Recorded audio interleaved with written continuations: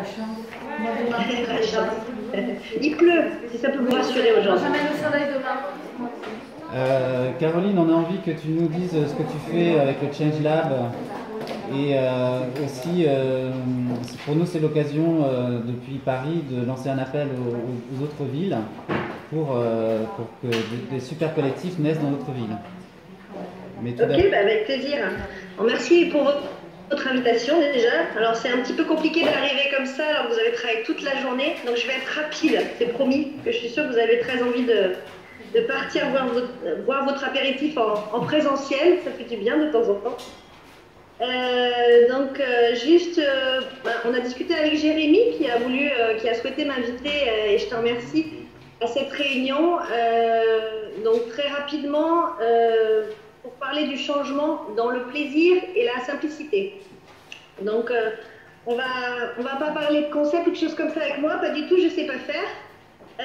Par contre, je sais avoir du bon sens et j'adore le collectif, je suis une passionnée de collectif, donc je pense que c'est pour ça aussi que je voulais que je fasse partie de cette aventure. Donc pour résumer mon parcours très rapidement, j'ai eu 3 gros morceaux. Le premier où j'ai travaillé avec des grosses structures comme Nature et Découverte, Maisons décoratives, dans la high-tech avec Gemalto également, etc. Où en fait je m'occupais de monter des partenariats à l'international entre différentes sociétés et monter des structures de sourcing et de marketing.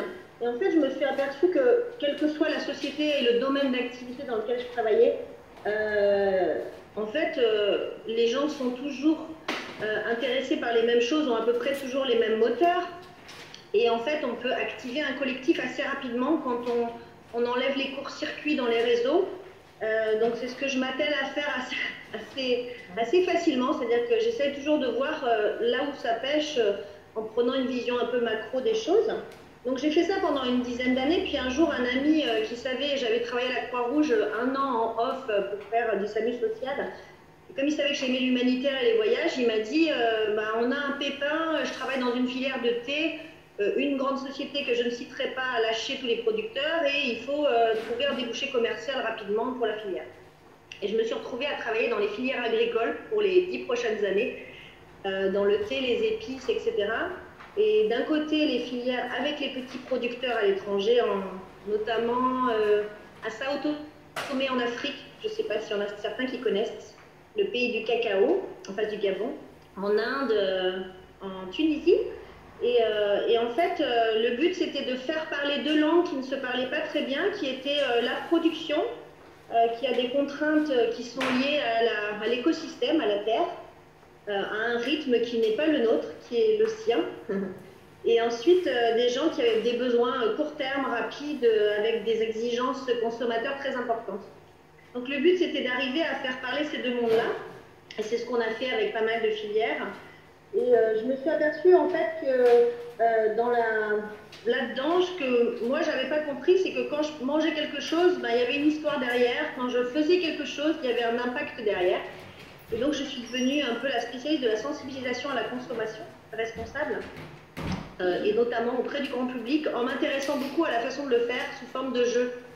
Donc j'ai monté un jeu qui s'appelle L'espoir est dans le placard, où on dessine un placard et à partir de là on remonte un petit peu tout ce qu'on a dans notre placard de cuisine. Donc j'ai fait ça auprès des citoyens d'abord, et puis après je me suis aperçue que les entreprises, quand ils achètent des choses, ils ont un peu les mêmes façons de fonctionner en fait sur l'achat. On a des réflexes, on a des réflexes prix bien entendu, on a des réflexes temps, mais on a plein d'autres réflexes également qui sont liés à notre histoire, à nos expériences. Et en fait, de ça, je me suis aperçue que les premiers pas dans la consommation, c'est les mêmes que dans le changement en général. C'est-à-dire qu'en fait, le premier pas, c'est le moteur. Donc là où je travaille maintenant avec le Change Lab, c'est une société que j'ai montée qui s'appelle la Maison du Changement en français. Et son but, c'est d'aider les entreprises. Donc je fais du coaching en entreprise, dans ma région principalement. Et je fais également du... C'est bon pour le son? Tout va bien. Et je fais également, j'ai monté une école de consommation pour des citoyens ici, et une école de changement. Et en fait, je travaille beaucoup sur le premier pas, qui est celui d'identifier le moteur émotionnel. Parce qu'en gros, il y en a 2, il y a la peur et il y a le plaisir. Donc en ce moment, on est beaucoup sur le moteur émotionnel de la peur. Et moi, j'essaie d'activer celui du plaisir parce qu'on est beaucoup plus puissant quand on travaille avec passion. Donc, c'est pas évident hein, quand je vais voir des chefs d'entreprise. Alors, je travaille pas mal avec des TPE et PME maintenant parce que ma région est constituée principalement de TPE et PME. Mais quand je vais voir des chefs d'entreprise pour parler de transition écologique, les premiers pas, etc., le RSE, ils ne savent pas ce que c'est. Bon, ils me demandent de remplir des dossiers, des choses comme ça c'est pas ma spécialité. Et du coup, en fait, j'essaie toujours de savoir pourquoi ils ont envie de mettre ça en place dans leur entreprise, à quoi ça leur sert. Et quand je leur demande ça, en général, les moteurs, c'est quand on creuse un peu, en fait, le moteur, c'est j'ai du mal à recruter du monde, j'ai du mal à garder mes employés motivés. Et le deuxième, c'est je vais passer pour un imbécile si je m'y mets pas. Donc je vais être ringard et je vais avoir 2 temps de retard par rapport aux autres. Et du coup, une fois qu'on a identifié ces moteurs, alors c'est très difficile de faire dire ça à un chef d'entreprise, mais j'arrive toujours à mes fins à leur faire dire que vraiment leur moteur, c'est ça. Parce que je leur dis ça sert à rien qu'on aille raconter des bêtises, que votre moteur c'est la protection de l'océan si vous n'en avez rien à faire. Parce qu'on ne va pas travailler sur un moteur qui n'existe pas, ça ne marche pas. Et puis ensuite, j'essaie d'identifier dans l'entreprise les moteurs de chaque personne. Donc, parfois, je le fais avec un groupe, parfois, je le fais un peu comme vous l'avez fait là, aujourd'hui, j'imagine. Il y a toujours des moteurs vachement intéressants. Il y a des gens qui sont passionnés de cuisine, il y a des gens qui sont passionnés de nature, il y en a qui adorent, il y en a qui ont peur pour leur santé. En ce moment, c'est le moteur principal. Et donc, une fois qu'on a identifié ça, on va pouvoir faire en sorte que chacun travaille sur ses moteurs dans l'entreprise pour créer un projet global. Et on écrit la nouvelle page de l'histoire de l'entreprise, comme ça. Donc je pense que Jérémy, ce qui lui a plu quand il est venu au Change Now, c'est là qu'on s'est rencontrés, c'est que dans la maison du changement, donc dans ma maison du changement, en fait, que ça soit, parce que moi je prends l'individu dans sa globalité, pas seulement dans l'entreprise. Pour moi, c'est pas une personne qui travaille en entreprise et une personne qui vit chez elle, c'est une personne qui s'intéresse à tel ou tel sujet. Et en fait, ce qui lui a plu, c'est qu'on adresse tous les sujets. Donc on adresse le sujet de travailler sur les moteurs et les freins psychologiques au changement. On adresse le fait que j'ai des produits, par exemple j'ai des produits pour tous ceux qui veulent consommer différemment. En gros, comme j'en avais marre qui me disent mais on trouve pas, on n'arrive pas à trouver ces produits-là, j'ai fait un site en ligne avec tous les produits qui sont difficiles à trouver. Et puis après, on fait des ateliers pour les citoyens. Là, on va à Valence la semaine prochaine, par exemple. Je ne sais pas s'il y en a qui sont à Hypercup, si ça a lieu, puisqu'il y a 2000 personnes attendues pour parler sensibilisation et échanger sur les changements et qu'est-ce qui se passe. Donc on a des spécialistes de l'énergie avec qui on travaille en RSE. Et moi, ce qui m'intéresse, c'est vraiment ce moteur. Et je crois vraiment que si on arrivait à remettre de la passion dans tout ça, donc je ne sais pas ce que vous aurez retenu de votre journée, j'étais pas là, c'est un peu compliqué de rebondir dessus, mais ce qui serait intéressant, c'est que chacun se dise pourquoi j'ai aimé ce collectif en fait. Est-ce que c'est tout simplement pour être avec des gens, parce que ça fait drôlement du bien en ce moment d'être avec des gens physiquement, ou est-ce que c'est parce que ça vous a donné un enthousiasme sur un sujet? Et j'essaye vraiment toujours d'identifier c'est quoi ce petit truc, la petite bulle de vie qui s'est allumée, qu'on a tendance à beaucoup trop ignorer les bulles de vie. Et moi, c'est une bulle de vie en Afrique qui m'a fait changer de vie, parce qu'un jour, je me suis assise au milieu des femmes productrices. Il n'y avait pas grand-chose à part quelques oiseaux, des arbres, on partageait 3 pommes, parce qu'il y a des pommes là-bas et 3 ananas. Et en fait, je me suis dit que ce pays qui était le plus pauvre du monde, c'était là où je m'étais sentie le mieux au monde. Donc j'essaye de me dire ce qu'il faut, c'est sentir, sentir et sentir encore. Donc je ne sais pas si ça répondra à ce que tu attendais, Jérémy. C'est parfait. Est-ce que tu pourrais nous partager ta vision de l'écologie? Ma vision de l'écologie, comme je dis toujours, pour moi l'écologie, parce que oui, on a tendance à dire l'écologie comme un gros mot, un peu là, comme un truc hyper lourd, plein de connotations négatives, et comme je dis toujours, mais revenons au vivant en fait, parce activons le vivant qui est en nous. Le vivant qui est en nous, c'est le vivant qu'on a autour de nous, c'est-à-dire avec les éléments de la nature. Et pour moi, l'écologie, c'est la science qui consiste à défendre la vie, c'est-à-dire toutes les interactions entre les espèces. Et c'est rien d'autre. L'écologie, c'est notre interaction avec le milieu vivant extérieur, avec les espèces animales, les espèces végétales, et c'est rien d'autre. Donc voilà, c'est ça ma vision de l'écologie. J'essaie toujours de dire que c'est pas un gros mot et je continuerai à l'utiliser parce que je vois pas pourquoi on devrait se passer de l'utiliser. Si tout le monde arrivait à réactiver le vivant en lui-même, on ferait des entreprises incroyables. Et si on regarde toutes les grosses entreprises qui ont marché à travers les années, franchement, c'est toujours des patrons qui ont ça dans les tripes, où il y a de l'enthousiasme, et c'est ce qui manque en ce moment, de l'enthousiasme et de la passion. Donc moi, j'aime bien les gens qui ont des propos tranchés sur l'écologie, parce que les gens qui sont passionnés d'océan, ils savent nous parler d'océan. Les gens qui sont passionnés d'environnement savent nous parler d'environnement.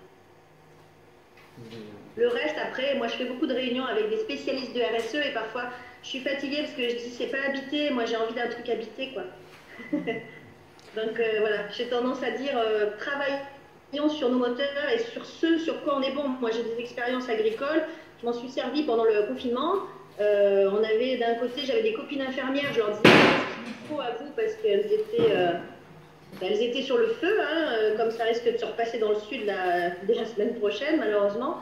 Et elles me disaient, ce qui serait bien c'est des courses, que vous nous fassiez des courses. Et je disais, ok, qu'est-ce que vous voulez manger? Elle disait des trucs sains, parce que quand on sort d'une journée d'hôpital, on a besoin de trucs sains. Et nous, on avait des producteurs dans la région qui n'avaient plus d'endroit où livrer parce qu'ils n'avaient pas de marché, il n'y avait plus de marché, et il n'y avait plus de restaurants qui leur commandaient. Donc en fait, ce qu'on a fait, c'est qu'on a été voir les producteurs avec une amie. Alors tout le monde me disait, oh là là, mais comment tu fais pour les papiers, les flics ils t'arrêtent pas, les machins. Alors je peux vous dire que les flics ils s'en foutent en fait, ils sont comme nous et qu'ils essayent de faire leur boulot bon an mal an. Ils m'ont toujours ouvert les portes, au contraire. Donc on a fait des paniers, on a monté des paniers assemblés de produits qui nous paraissaient bien et pratiques à manger. Pour les hôpitaux, on les a livrés à l'hôpital. Et on a demandé à des donateurs de payer ces paniers. Nous, on faisait notre travail gratuitement. Les producteurs avaient un prix de revient qui était à prix coûtant, mais pour ne pas perdre les choses. Et de notre côté, on a assemblé les paniers. Et ça, c'est du collectif simple à faire. En ce moment, je travaille sur d'autres choses, sur la récupération de matériaux dans les travaux publics, par exemple, parce qu'il y a un vrai travail tout le monde jette les fenêtres, les portes, les trucs comme ça me rend malade. Donc, avec quelqu'un d'autre, on a pris un hangar et on a décidé de mettre un jeune en place pour le faire, de récupération de ces matériaux, parce qu'il n'y a aucune conscience à ce niveau-là, et là, c'est vraiment dramatique. Est-ce que tu pourrais nous partager avec nous une expérience collective waouh? J'en ai plein d'expériences collectives waouh, c'est toute ma vie. L'expérience collective la plus waouh que j'ai faite, c'était en Afrique, encore une fois, puisque c'était des femmes en fait qui ont démarré le projet avec nous. Pour un producteur, lui dire qu'il va devoir travailler en bio pour une entreprise à l'autre bout du monde qu'il ne connaît ni d'Ève ni d'Adam, et sachant qu'il a été habitué à faire du cacao en monotâche toute sa vie, pour lui dire que il va devenir. Notre but, c'est de faire en sorte qu'il devienne auto-entrepreneur et qu'il y ait une espèce d'autonomie avec plusieurs clients possibles, c'est compliqué. Et un jour, comme dans toute zone agricole, si vous avez vécu dans des villages ou des choses comme ça, tout ce qui est moderne, tout ce qui est packagé, ça paraît moderne et ça paraît plus sain. Dans l'image des gens de l'agriculture. Et du coup, en fait, les femmes, elles allaient dans un premier supermarché du pays qui avait été lancé pour acheter des poivres de Leader Price qui étaient bien emballés, très jolis, etc. et qui faisaient riche, on va dire. Ce poivre, c'était un poivre vietnamien qui avait transité par l'Afrique du Sud pour le remplissage, par l'Inde, donc de Vietnam qui est parti en Afrique du Sud, ensuite en Inde. Il faut savoir que pour un poivre, entre vous et un producteur, il y a à peu près 10 à 15 intermédiaires en moyenne. Donc il avait transité comme ça dans tous les sens et il arrivait en Afrique à l'endroit où on avait un poivre de très haute qualité. Mais c'était intéressant pour le gouvernement parce que bien sûr ils allaient toucher des frais de douane et c'est ça qui les payait, hein, donc c'était intéressant d'importer du poivre plutôt que d'utiliser le poivre local. Et donc j'ai fait un bras de fer avec le gouvernement en disant si vous apportez un seul gramme de poivre dans ce pays de 150 000 habitants, je n'exporte plus un seul gramme de poivre, sachant qu'on achetait 20 tonnes de poivre pour 3 sociétés. Et du coup, on a fait ce bras de fer et ça a marché. J'ai expliqué aux femmes que la chose la plus importante, c'était de d'utiliser la moitié de leur production, au moins pour leur consommation du pays, et de faire du maraîchage à côté. Donc en fait, j'utilisais les fonds européens qui étaient pour les former au poivre, pour les former au maraîchage aussi, en fait. Et pendant le Covid, j'ai eu un très beau message de ces femmes qui m'ont dit que grâce à cette politique qu'elles ont mis en place, elles ont nourri tout leur village avec ce maraîchage, puisque les grosses sociétés, à partir du moment où les transports ont été arrêtés, il faut savoir qu'elles ont fermé les vannes complètement. Il y a très peu de sociétés qui soutiennent ces sociétés-là quand il y a un problème. Hein. On a vu ça en Inde, la mousson, etc. J'avais Éthicable à côté de moi et c'était le seul de commerce équitable qui était avec moi. Mais sinon, les autres, voilà, ils ont Équitable que le nom. Et du coup, voilà, ça c'est un beau projet collectif. Un autre projet vite fait qui n'a rien à voir, j'ai travaillé dans la high-tech il y a longtemps. Et on avait une solution technologique super, c'était une carte à puce avec beaucoup de mémoire et tout, c'était génial. Tous les gens de R&D n'arrêtaient pas de me dire que c'était génial et je leur disais ok mais c'est génial mais ça sert à quoi? Et en fait à chaque fois ils me disaient bah je sais pas trop mais c'est génial, c'est de l'innovation et tout.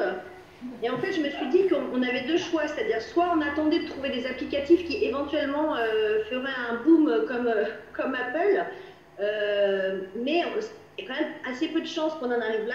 Et ce que j'ai fait, c'est que j'ai organisé un grand salon de tous les gens qui faisaient des applicatifs autour des cartes à puce. Ils étaient de Slovénie, d'Inde, de partout dans le monde.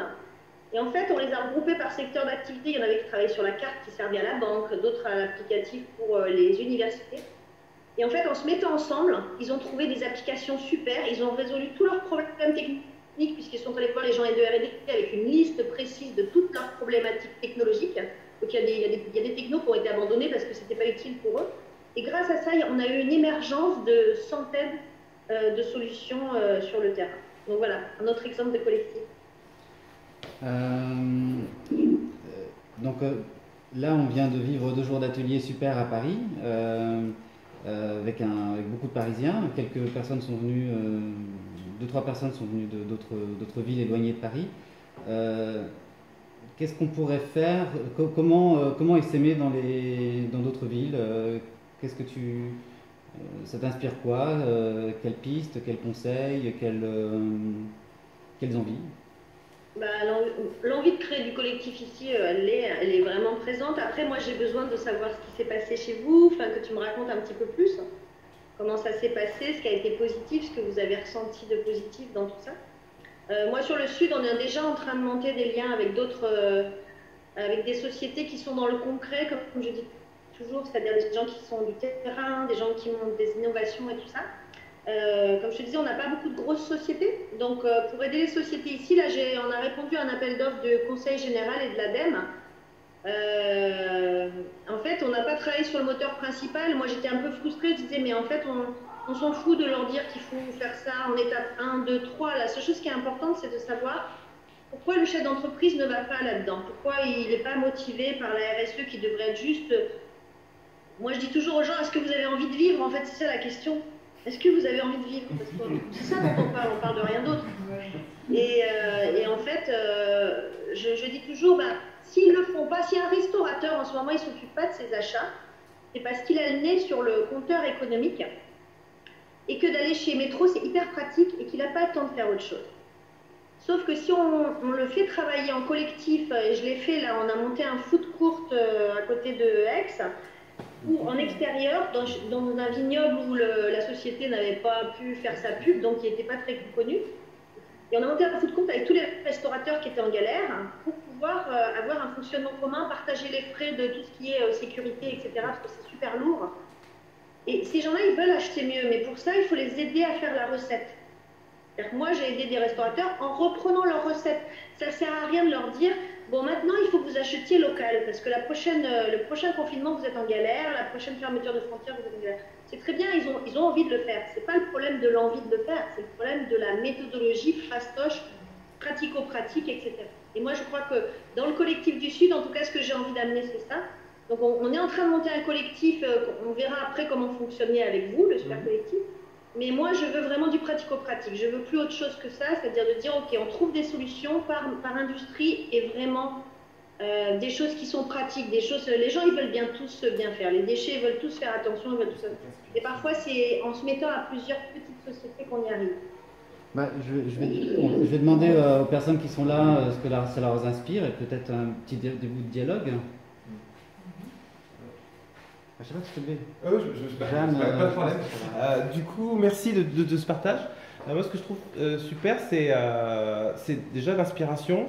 Et moi, ce que j'aime beaucoup dans ce que tu décris, c'est que je ne sais pas comment tu fais, on ne doit pas avoir les mêmes journées, mais tu arrives rapidement à aller sur le terrain Et c'est vraiment un endroit où je trouve qu'on aimerait travailler avec toi pour ça, du coup, parce que nous, là, on travaille beaucoup sur les envies, les idées, on a beaucoup, on réfléchit, il y a énormément d'enthousiasme et de gens qui ont des envies, et d'arriver à avoir quelqu'un qui a été dans le terrain, nous, ça nous intéresse de voir comment on y arrive et de co-construire avec toi cet atterrissage dans la matière. Donc c'est à cet endroit-là qu'on... Voilà. Avec plaisir. Alors moi, Rudy, donc membre du Super Collectif récemment, et moi ce qui m'intéresse c'est l'innovation sociale et l'économie solidaire. Et on met beaucoup de mots, de jargon sur les pôles de coopération, etc. Moi j'aime bien ton approche de collectif et de voir comment est-ce que en mettant des gens autour d'un enjeu, tu arrives à peut-être disséminer des innovations sociales sur les territoires. Là où il y en a besoin, quoi, des achats responsables, que ce soit de la mobilité douce, durable, etc. Donc ça pourrait être intéressant de travailler ensemble là-dessus. Avec plaisir. Avec plaisir, ouais. Il y a plein de trucs à faire sur ce thème-là. Il y a d'autres personnes qui veulent partager tout ça. Sinon on libère. Ça donne envie de venir dans le sud.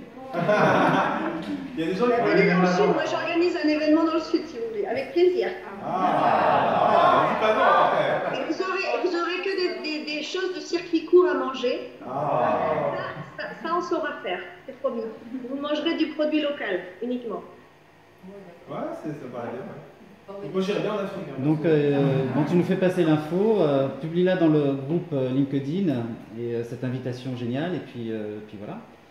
Ben, on attend un petit peu parce qu'en PACA on n'est pas trop en odeur de sainteté pour l'instant. Ah oui, On n'est pas dans les zones favorables en ce moment pour voyager. À Paris Mais non plus. franchement, avec plaisir, si vous voulez qu'on organise un événement dans le sud, moi j'en organise un bientôt qui s'appelle Enquête de sens et simplicité, avec des gens de milieux très différents, donc même sur l'aspect social, c'est intéressant parce qu'on a des réfugiés qui viennent, on a des handicapés, on a des gens vraiment de milieux sociaux très différents.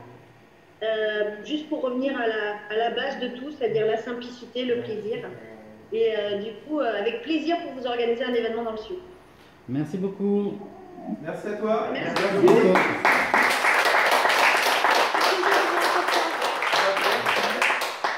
Ouais. Merci Jérémy. Au revoir. Et du coup, l'activité.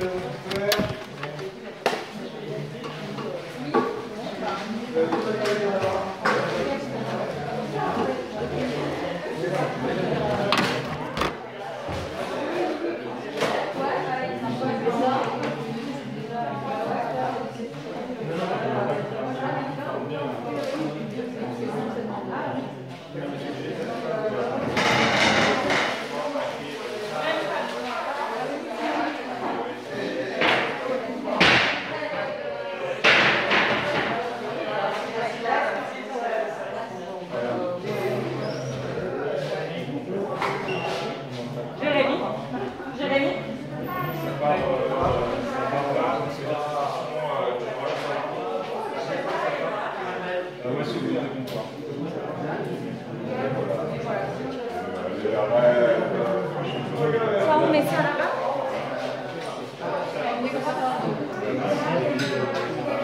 Il est où Sylvain ?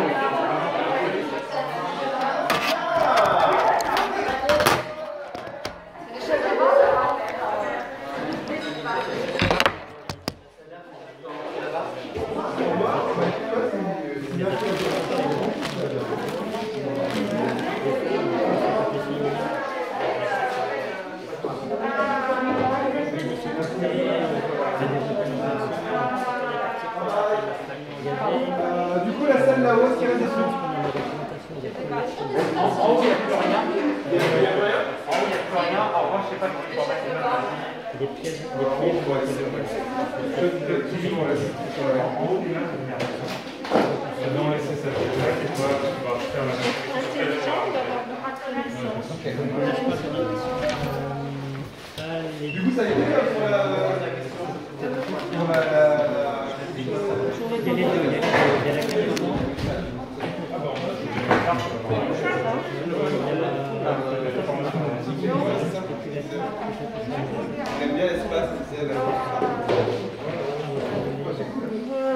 dois y aller. En fait, je pars au repas, mais... Merci beaucoup encore. Ouais, c'est vrai, on t'avait pas présenté. Merci à ta présence.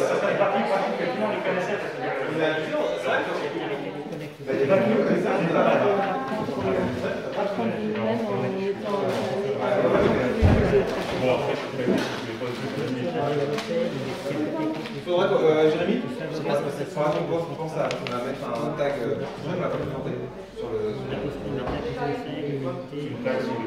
D'accepter l'invitation.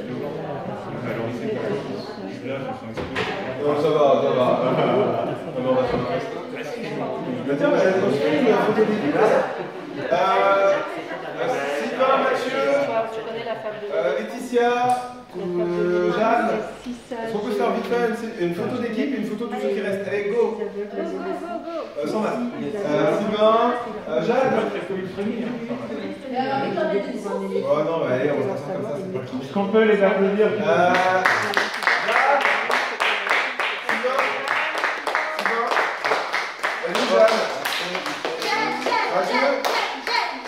Elle est où Jeanne? Elle arrive. Alors, attends. Elle était vraiment Tu peux t'habiller et en même temps voilà. Vous nous faites 2-3 photos? Ouais. Yeah! 1, 2, 3, ouais! Tu cries en même temps. 1, 2, 3, ouais! Et maintenant tous ensemble. Allez, tous ensemble. Venez. Bah, on va faire un peu de... Allez, alors, on va pas aller se coucher. Oh, ça va. Moi, je vais t'envoyer chez Caroline Ledoux, elle va te montrer comment on fait. Ah bah oui, elle a pas la Elle a une énergie. Je pense qu'il vaut mieux les mettre sur la photo. Sinon, ça perd la peine. Ah, Il vaut mieux les mettre sur la photo, donc peut-être pour discuter, sinon ça perd la peine. ah d'accord. Non, je dis ça à moi. Attends, j'ai... En plus, ça me fait... Là, il faut se mettre par là parce que c'est... Et tu seras pas sur la photo, toi? C'est pas grave, tu seras dans comment? Bah, selfie. C'est bon là?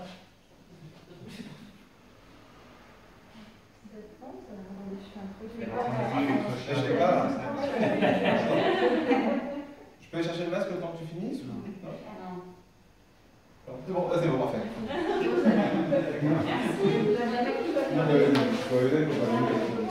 Tu y vas?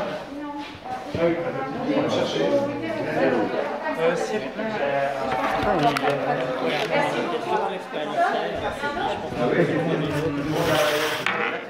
Sylvain? Il y avait un niveau découverte, un niveau renfort, concernant mon seul ressenti développement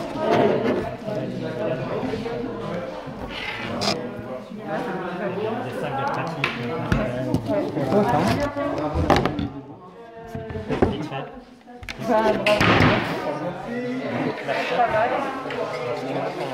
Ouais, ça m'intéresse. Bah ouais, je veux bien, ouais, ça m'intéresse.